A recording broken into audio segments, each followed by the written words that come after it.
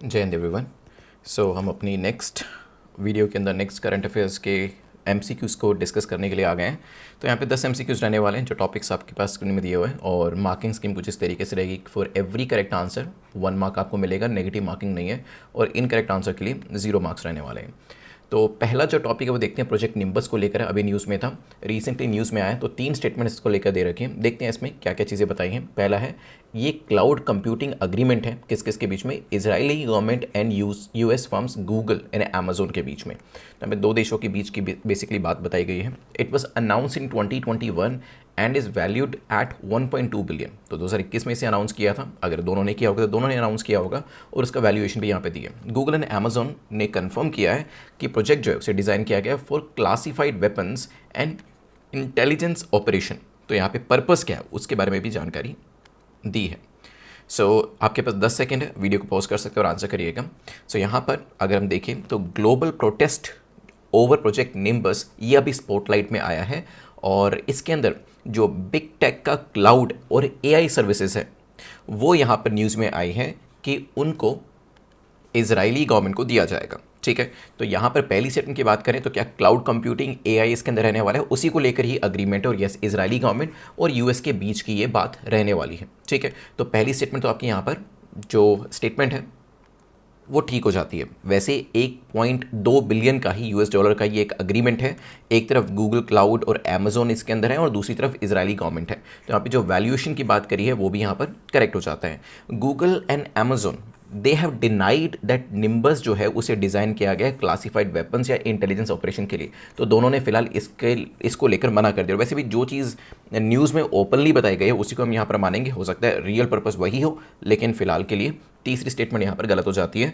यहाँ पर बेसिकली किया क्या जाने वाला है, जो बताया गया वो ये है कि फेशियल डिटेक्शन, इस तरीके की टेक्नोलॉजी, ऑब्जेक्ट ट्रैकिंग की जो टेक्नोलॉजी है ये सब किया जाएगा।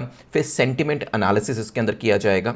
इसमें एआई का इस्तेमाल किया जाएगा, और यहाँ पर सॉवरेन नॉन रिस्ट्रिक्शन क्लॉज जो है वो इसमें डाला गया है, जिसका मतलब है कि क्योंकि इसमें सॉवरेन वर्ड जो है उसे ऐड किया गया है कि जो फर्म्स हैं, मतलब जो ये कंपनीज़ हैं, वो कभी भी अपनी सर्विसेज को कट डाउन नहीं कर सकती है, चाहे ही बाहर से कितना भी प्रेशर उनके ऊपर क्यों ना डाला जाए। तो बेसिकली इस तरीके की जो सर्विसेज हैं वो किसको मिलने वाली हैं, वो इजरायली गवर्नमेंट को मिलेगी। और यहाँ पर यह भी कहा गया कि जो सर्वर्स हैं उसे भी इसराइल के अंदर लोकली रखा जाएगा ताकि उनका कंट्रोल इसके ऊपर रहे। तो यहाँ पर पहली 2 स्टेटमेंट ठीक होने की वजह से आंसर हो जाएगा ए। चलते हैं यहाँ से नेक्स्ट क्वेश्चन की तरफ। कावेरी रिवर, जिसे ऑफन आप कह सकते हैं कि साउथ की गंगा, ये कहाँ से ओरिजिनेट करती है, रीज़न क्या है, क्यों हम डिस्कस करें, न्यूज़ में थे किसी वजह से, इस वजह से। यहाँ पे 4 ऑप्शन आपके पास हैं। अमरकंटक प्लेटू है, फिर ताल कावेरी है, देन महाबलेश्वर है, और सह्याद्री हिल्स है। 4 ऑप्शन आपके पास है, सोचिए इसके बारे में। एक यहाँ पर मेकादेतु प्रोजेक्ट है, काफ़ी पुराना है, वैसे तो काफ़ी बार न्यूज़ में रहता है। ये काफ़ी आप कह सकते हैं कि चर्चा में रहता है, और इंटरस्टेट डिस्प्यूट इसके ऊपर चलता रहता है। इसी वजह से कावेरी बेसिन जो है वो दोबारा से फोकस में आई है। कावेरी जो है इसे साउथ की गंगा या गंगा ऑफ द साउथ कहा जाता है, और ये ताल कावेरी ब्रह्मगिरी रेंज जो कर्नाटका में है वहाँ से निकलती है 800 किलोमीटर साउथ ईस्ट डायरेक्शन के अंदर, कुछ इस तरीके से साउथ ईस्ट डायरेक्शन के अंदर कर्नाटका तमिलनाडु से होती हुई ये बे ऑफ बंगाल के अंदर जाकर मिल जाती है। तो करेक्ट आंसर क्या हो जाएगा, ताल कावेरी ब्रह्मगिरी रेंज इसका करेक्ट आंसर हो जाएगा। मेकादुतु प्रोजेक्ट जो आप कह सकते हैं कावेरी बेसिन पर ही है, उसी वजह से ये जो रिवर है न्यूज़ में थी। कई बार एग्जाम में हो सकता है प्रोजेक्ट को लेकर क्वेश्चन ना पूछा जाए, लेकिन एक बेसिक ज्योग्राफी का जो क्वेश्चन है वो यहाँ पर बन सकता है। चलते हैं यहाँ से आगे नेक्स्ट क्वेश्चन की तरफ। ये अंटार्कटिक ट्रीटी को लेकर है, अंटार्कटिक संधि को लेकर। 3 स्टेटमेंट्स आपको बताना है, इसमें से करेक्ट कौन सी है। It applies to the region south of 60 degree south latitude, हो सकता है। लोकेशन बेसिकली बताई है। It permits limited military base for logistic support, हो सकता है। It froze all territorial claims and ban nuclear explosions and radioactive waste disposal. तो क्या क्या चीज़ों को लेकर यहाँ पर परमिशन को डिनाई किया हुआ है उसको लेकर तीसरी स्टेटमेंट है। टेक योर टाइम, 10 सेकंड लीजिए और इसका आंसर करिएगा। अंटार्कटिक ट्रीटी की 65th एनिवर्सरी है, इसी वजह से ये न्यूज़ में है। और 23 जून 1961 to be more precise it came into being. पहली स्टेटमेंट जो है does it apply to south of 60 degree south latitude? बिल्कुल ठीक है। यहाँ पर लोकेशन जो दी है, जो आप देखते हैं कि अगर आप ग्लोब पर भी देखेंगे, मैप पर भी देखेंगे, तो आपके लैटिट्यूड्स होते हैं और फिर उसमें लॉन्जिट्यूड्स होते हैं। तो लैटिट्यूड में लोकेशन जो है 60 डिग्री साउथ लैटिट्यूड है, वो यहाँ पर बताइए। तो पहली स्टेटमेंट आपकी ठीक हो जाती है। यहाँ पर बात करी जाए तो ये जो इसका आर्टिकल 1 है वो पीसफुल पर्पस की बात करता है। मिलिट्री बेसिस वेपन्स यहाँ पर टेस्ट करना पूरी तरीके से बैन है। मतलब इस टेरिटरी का, ये जो टेरिटरी है, इसका इस्तेमाल जो है वो सिर्फ पीसफुल पर्पसेस के लिए, शांति वाले जो आपके तरीके होते हैं या फिर कहें कि शांति बहाल करने को लेकर जितनी भी चीज़ें करनी चाहिए वो आप यहाँ पर कर सकते हैं। जैसे आप यहाँ पर कोई भी एक अपना सेंटर बना सकते हैं ऑब्जर्वेशन को लेकर, ठीक है। कोई रिसर्च वर्क करना चाहते हैं, रिसर्च सेंटर यहाँ पर स्टार्ट कर सकते हैं, तो काफ़ी सारे देशों ने ऐसा किया भी है। वो सब चीज़ें करी जा सकती है। लेकिन हाँ, यहाँ पर मिलिट्री बेसिस जो है वो नहीं बनाए जा सकते, ठीक है। पीसफुल पर्पस के लिए ही यूज़ होगा, कोई वेपन टेस्टिंग नहीं करी जा सकती है, ठीक है। अब article 4 freezes all territorial claims. Article 5 तो nuclear explosion radioactive waste disposal को भी बैन कर देता है। तो all territorial claims, ban nuclear explosion, radioactive waste disposal, इन सब चीज़ों के लिए ये जगह का इस्तेमाल नहीं किया जा सकता। तो तीसरी स्टेटमेंट भी आपकी ठीक हो जाती है। इस वजह से करेक्ट आंसर क्या हो जाएगा? सी हमारा करेक्ट आंसर हो जाएगा, ठीक है। तो बेसिकली पीसफुल पर्पसेस के लिए इसका इस्तेमाल किया जा सकता है। और कोई भी चीज़ जो वेपन्स को लेकर है या फिर आपका न्यूक्लियर से रिलेटेड कोई चीज़ है, चाहे वो एक्सप्लोजन हो या टेस्टिंग ऑफ द वेपन्स हो, वो सब चीज़ें यहाँ नहीं कर सकते हैं। नेक्स्ट चलते हैं। नेक्स्ट क्वेश्चन है, under the Antarctic treaty system which agreement designates Antarctica as a natural reserve? तो कौन सा ऐसा इसमें अग्रीमेंट होगा जो कि इसे नेचुरल रिजर्व मानता है और इसका इस्तेमाल जो है बताया जाता है कि पीस और साइंटिफिक पर्पसेस के लिए किया जा सकता है। बाकी सभी चीज़ें जो है वो इसमें बैन करी हुई हैं, चाहे वो माइनिंग ही क्यों ना हो। वो ऐसी कौन सी, आप कह सकते हैं कि कौन सा ऐसा सिस्टम है, कौन सी ऐसी ट्रीटी या सब ट्रीटी इसके अंदर साइन करी है? क्या वो CCAMLR है, CCAS, मैड्रिड प्रोटोकॉल या फिर इंडियन अंटार्कटिक एक्ट? 4 स्टेटमेंट्स आपके सामने सोचिए। अंटार्कटिक ट्रीटी सिस्टम कहा जाता है वैसे ATS। 65th एनिवर्सरी है, इसी वजह से क्वेश्चन आने के चांसेस बढ़ जाते हैं। मैड्रिड प्रोटोकॉल, जिसे प्रोटोकॉल ऑन एनवायरमेंट प्रोटेक्शन भी कहा जाता है, 1991 के अंदर ये पावर में आता है और इसने डेजिग्नेट किया कि अंटार्कटिका को हम एक नेचुरल रिजर्व के तौर पर हम इसे यूज़ करने वाले हैं, ठीक है। Means peaceful and scientific purposes के लिए ही इसको हम यूज़ करेंगे। नेक्स्ट क्वेश्चन पे चलते हैं। Question number 7, consider the following statement किस चीज़ को लेकर है? मेकादेतु प्रोजेक्ट को लेकर ही है। सो प्रपोज किया है कर्नाटका ने अक्रॉस द कावेरी रिवर, हो सकता है इस प्रोजेक्ट के लेकर बात करी हुई है, न्यूज़ में वैसे ही था। It aims to provide drinking water, पीने का पानी किसको मिलने वाला है? बेंगलुरु को, और हो सकता है कि इससे हाइड्रो इलेक्ट्रिक पावर को भी जनरेट किया जाए। प्रोजेक्ट की जो साइट है वो तमिलनाडु की टेरिटरी में है यहाँ पर। तो 3 स्टेटमेंट्स आपके सामने हैं और वैसे अगर हम देखें पीछे भी हमने इसको लेकर एक क्वेश्चन जो है वो देखा था। यहाँ पर सोचिए और इसका आंसर करिएगा। तमिलनाडु असेंबली जो है उन्होंने यूनानिमसली अडॉप्ट किया एक रेजोल्यूशन और अपोज किया है किसका? कर्नाटका का ये Mekedatu dam across the Kaveri river, ठीक है। हो सकता है उनको लगेगा वाटर फ्लो कम हो रहा है या दूसरे प्रॉब्लम्स हो सकती है जिसकी वजह से कई बार जो लोअर रिपेरियन स्टेट्स होते हैं, जैसे अगर रिवर यहाँ से निकल रही है तो ये अपर रिपेरियन हो गया और ये लोअर रिपेरियन हो गया, तो यहाँ से कई बार जो है कि पानी को इस तरीके से यूज़ करना चाहिए, वाटर फ्लो इस तरीके से होना चाहिए, कई बार इस तरीके के ऑब्जेक्शंस जो है वो रेज करी जाती हैं। तो ऐसे ही तमिलनाडु ने इस प्रोजेक्ट को लेकर कर्नाटका के साथ जो बातचीत है उसे शुरू किया और यहाँ पर बेसिकली उनको यहाँ पर उनके एक रेजोल्यूशन को अपोज किया कि ये जो डैम है इससे शायद वो खुश नहीं है। यहाँ पर अगर हम पहली स्टेटमेंट की बात करते हैं तो कर्नाटका ने प्रपोज किया है, बिल्कुल, तभी उन्हीं का ऑब्जेक्शन किया जा रहा है, प्रपोज बाय कर्नाटका, और इसे एक बैलेंसिंग रिजर्वायर के तौर पर देखा जाएगा और बेसिकली इसके ज़रिए वो लोग कोशिश करें कि बेंगलोर के अंदर जो पीने के पानी की समस्या है उसको दूर किया जा सके। साथ ही साथ जब आपके पास रिवर है, रिवर के अंदर फ्लो अच्छा खासा होता है, तो यहाँ पे हाइड्रो इलेक्ट्रिक पावर को जनरेट किया जा सकता है और यहाँ पे जो टारगेट रखा गया वो 400 मेगावाट का रखा गया। तो दोनों स्टेटमेंट्स आपकी ठीक हो जाती हैं। Project lies with in the Tamil Nadu territory, नहीं, साइट जो है वो कर्नाटका में है, तमिलनाडु में नहीं है, ये ध्यान रखिएगा। तो यहाँ पर ये स्टेटमेंट जो है वो गलत हो जाती है। करेक्ट आंसर क्या हो जाएगा? A is the correct answer, ठीक है।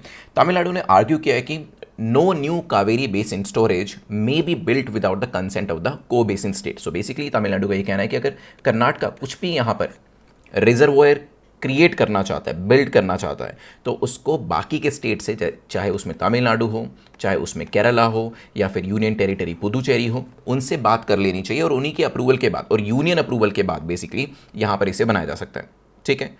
यहाँ तक क्लियर है? सो यहाँ पर आंसर क्या हो जाएगा, ए हमारा करेक्ट आंसर है।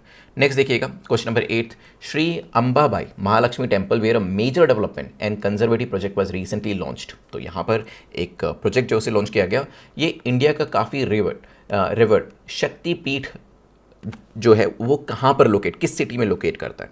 ठीक है, तो काफ़ी मान्यता है, इस वजह से यहाँ पर इस तरीके का क्वेश्चन जो है फ्रेम किया गया। और वैसे रिसेंटली न्यूज़ में क्या था कि यहाँ पे 1500 करोड़ का डेवलपमेंट प्रोजेक्ट जो है उसे लेकर आया गया है।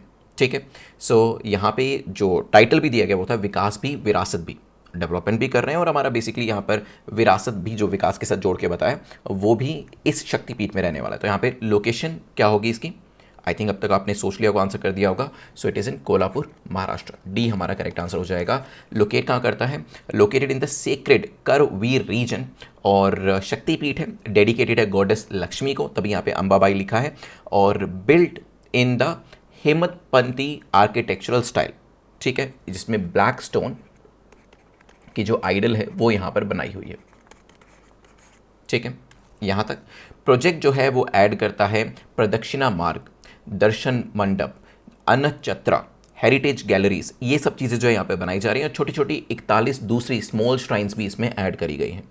न्यूज़ में था, लोकेशन पूछी जा सकती है, ध्यान रखिएगा, डी हमारा करेक्ट आंसर हो जाएगा। वैसे भी कोल्हापुर जो है अब यहाँ पर क्या होगा, इसके बाद एक मेजर स्पिरिचुअल टूरिज्म डेस्टिनेशन जो है बन के सामने आ जाएगा, जैसे हमारे पास काशी विश्वनाथ है, महाकाल कॉरिडोर्स हैं, उस तरीके से।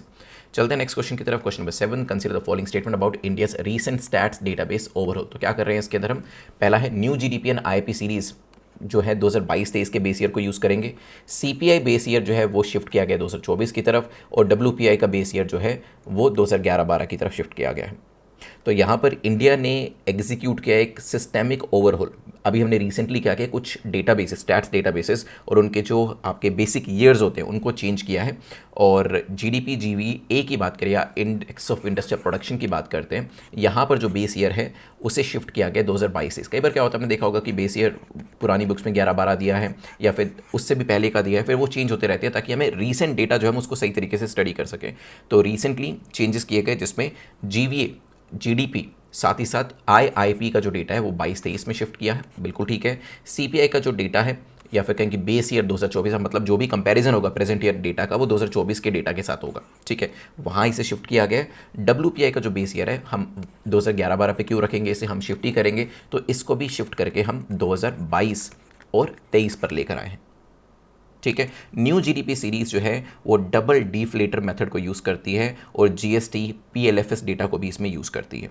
टाइम टू टाइम इस तरीके से जो चेंजेस होते हैं वो किए जाते हैं, चाहे वो इंडेक्स ऑफ इंडस्ट्रियल प्रोडक्शन हो, आपने पीपीआई सुना होगा, प्रोड्यूसर प्राइस इंडेक्स हो, सीपीआई हो, इसको चेंज करने के बाद ही आप सही एक तरीके से एस्टिमेट लगा पाएंगे जितने भी तरीके के इंडाइसेस को आप कैलकुलेट करते हैं। ठीक है, करेक्ट आंसर यहाँ पे क्या हो जाएगा, बी 1 और 2, थर्ड स्टेटमेंट आपकी इनकरेक्ट हो जाती है। चलते हैं नेक्स्ट क्वेश्चन की तरफ। Question number 8, as part of stats overall, India introduced the PPI which is slated to gradually replace which existing index over the next 5 years। तो यहाँ पे PPI को लेकर पूछा गया है कि ये किसको रिप्लेस करने वाला है, क्योंकि हम PPI को इंट्रोड्यूस कर रहे हैं पूरी तरीके से। तो यहाँ पर कुछ सेकंड्स आपके पास है, सोचिए इसके बारे में। इंडिया PPI लेकर आ रहा है क्योंकि हम स्टैट्स ओवरहोल की तरफ बढ़ रहे हैं, इंप्रूवमेंट करने की तरफ बेसिकली बढ़ रहे हैं। पीपीआई जो है एक डेवलप्ड इकोनॉमी स्टैंडर्ड है, डेवलप्ड इकोनॉमीज में भी आप देखेंगे तो पीपीआई का इस्तेमाल किया जाता है। और ये क्या करता है, ये प्राइजेस को ट्रैक करता है, ठीक है, जो इनपुट के लिए पे किए जाते हैं वर्सेज रिसीव फॉर आउटपुट्स। तो जो भी, क्योंकि नाम में ही है प्रोड्यूसर प्राइस इंडेक्स, जो भी पैसा पे किया जाता है इनपुट्स के लिए वो इसके ज़रिए ट्रैक किया जा सकता है। जो भी वॉलेटाइल मार्जिन होते हैं ये उसको एक्सक्लूड करते हैं, जैसे ट्रांसपोर्टेशन, इनडायरेक्ट टैक्सेस एट्सेट्रा। ठीक है, सो गुड्स हो गए, सर्विस हो गए, दोनों ही इसमें कवर किए जाते हैं। और ये डब्ल्यूपीआई जो ज़्यादा काम का नहीं है, क्योंकि हम सीपीआई को ही कंसीडर ज़्यादा करते हैं, तो ये आने वाले 5 सालों में डब्ल्यूपीआई को रिप्लेस करके खुद पावर में आ जाएगा, जो ज़्यादा सही एस्टिमेट्स हमें दे पाएगा। यहाँ से आगे बढ़ते हैं। यहाँ पे नेक्स्ट अंटार्कटिक ट्रीटी को लेकर ही 3 स्टेटमेंट्स हैं। India signed this treaty in 1983 and was granted consultative voting status for the same year. क्या हमें वोटिंग राइट्स मिल गए थे सेम ईयर में ही जब हमने इसे साइन किया था।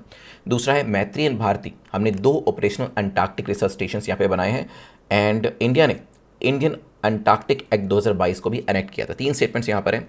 अब अगेन 65 ईयर्स हैं तो क्वेश्चन किसी भी तरीके से बनकर आ सकता है। अगर इंडियन कॉन्टेक्स्ट में बनेगा तो कुछ इस तरीके का बन सकता है कि हमारे स्टेशंस कौन कौन से हैं। हालांकि ये काफ़ी डिफिकल्ट क्वेश्चन है क्योंकि इसमें स्टेशंस भी पूछे गए हैं, ईयर भी पूछा गया है, राइट्स किस तरीके के है, हमारा कोई एक्ट है कि नहीं है, सब चीज़ें एक ही बारे में पूछ रही हैं।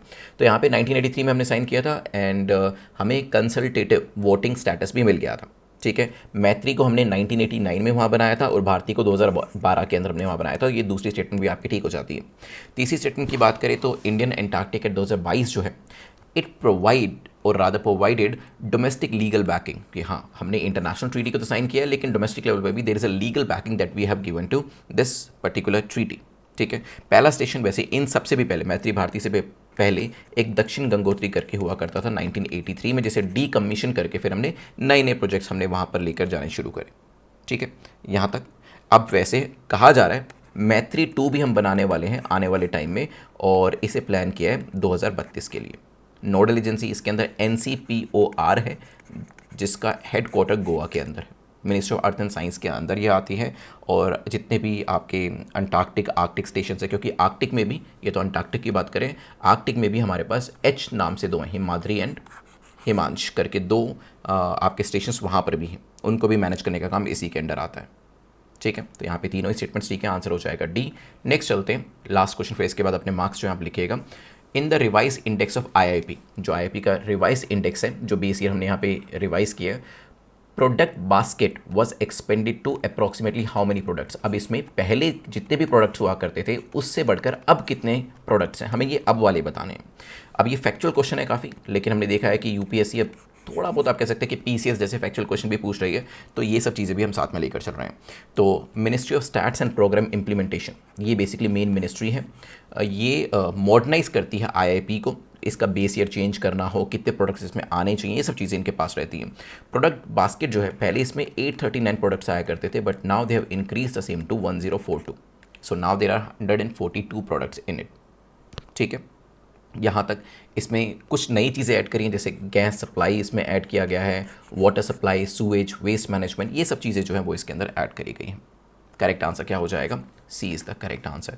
आपका जो भी स्कोर है प्लीज़ कमेंट सेक्शन में ज़रूर बताइएगा। And thanks for watching. कल जो नए 10 एरियाज़ हैं या 10 नए MCQs हैं उसको हम डिस्कस करेंगे। जय हिंद।